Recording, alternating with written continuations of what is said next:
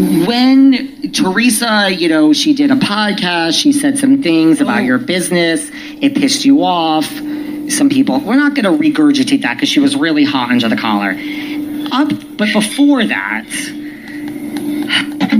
we had such hope. I had such hope. We did. Is there any chance? I really want, don't we want Kim and Teresa to reconcile? Yeah, everybody does. I know, everybody does. I do. I really do. I'm not the type of person who would say no. I know. No. I'm not the type of person who would say no. It wouldn't be real. It wouldn't be real. She reconciled with Jacqueline. That seems semi-real. Yeah, it seems real. But with me, she thinks that I did something to her when she did something to me. Like, she has to get with the program. Got to get with the program. What happens? People are asking what happens. Okay, well, what happened was Teresa and I were very, very close. Teresa used to call me 17 times a day. I'm not kidding. 17 times a day. My friend from high school came in from Florida. Every time the phone rang, my friend would go, what the hell is going on? 15 times. Kristen and I went and did her closet for her. We were good friends.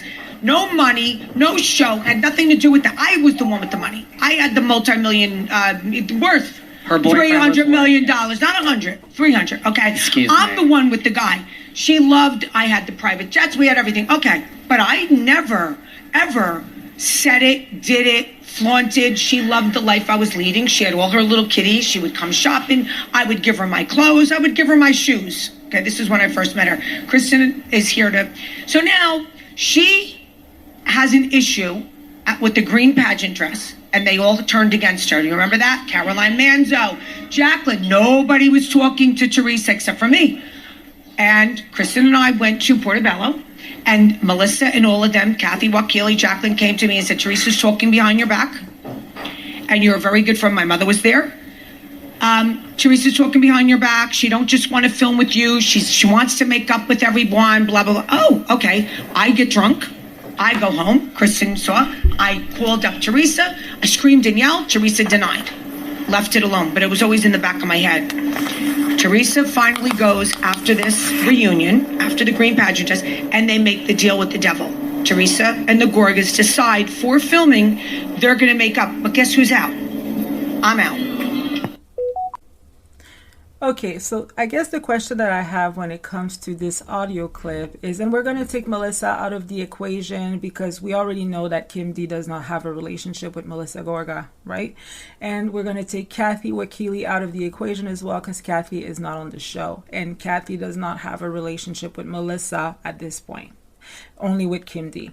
So I guess it only leaves Jacqueline, right? Because in that audio clip, Kim D says that Jacqueline, Melissa, and Kathy, but again, we're not going to talk about Melissa or Kathy, we're just going to talk about Jacqueline. So Jacqueline said to Kim D with the other ladies that Teresa was talking behind Kim D's back.